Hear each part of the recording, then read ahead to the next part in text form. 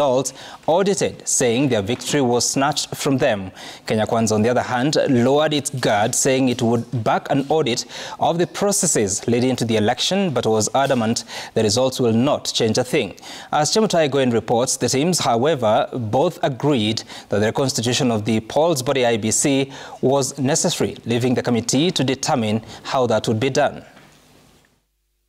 The Bomas of Kenya was the center of battle of wits as Kenya Kwanza coalition representatives and their Azimio counterparts came before the National Dialogue Committee. I think the country has taken cognizance of the fact that this is the main complainant. So clearly we should be able, as a healing process, I want to suggest, listen to them.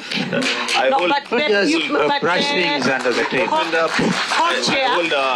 Co-chair, while I agree with you completely, you'll agree they have had an hour which we haven't provided to any other group before you. It was clear that matters electoral justice was still topping the list of issues both coalitions wanted addressed. These kind of results, if they did not find traction in where they needed to be presented, it is a good political narrative for you to have to galvanize your support base. But I think the truth is, as one of the lawyers told you, let it go. It's time we move on. The audit of the results of last year's general elections, as proposed by Azimio, the bone of contention.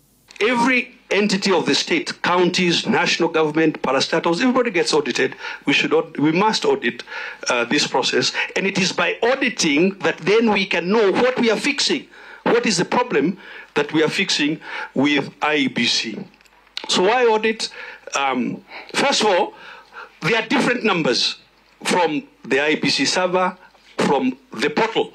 We can open up on the issue of auditing the process. And that is a mandate that is given to the Independent Electoral and Boundaries Commission. And therefore, I think that goes without any opposition. Insisting Raila Odinga's victory was stolen from him. Gone through and realized that there were some jumpy, fishy operations going on in some of these constituencies. So we looked at another one and we saw here Raila has 277 votes and 102.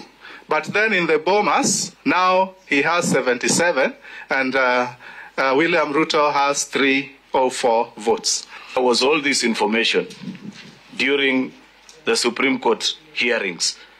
Because the funny bit is the stories that you are now canvassing before the committee were equally brought to the attention of the Supreme Court.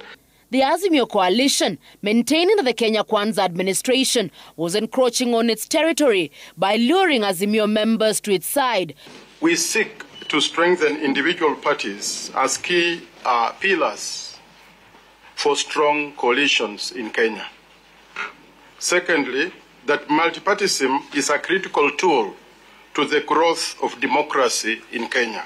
Azimio, la umoja wa Kenya, what would you say to the role of Parliament with regard to strengthening multi-party democracy, and particularly coalition arrangements?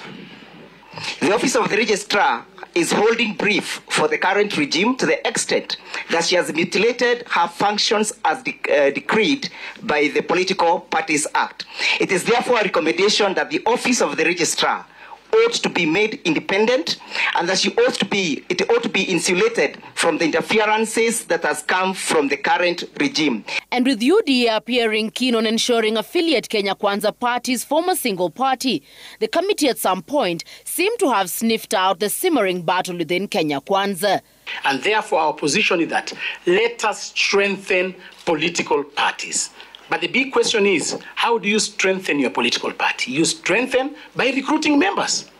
So if in an instance you can recruit members from a particular political party to a point whereby that political party is no longer viable, you can decide to take up the entire membership of a political party and bring to your, so strengthen. Azimio steering clear of the proposal to recognize in law the office of official opposition and that of the Prime Cabinet Secretary, as they were more keen on addressing issues including the reconstitution and restructuring of the polls body IEBC, where both coalitions appear to speak the same language.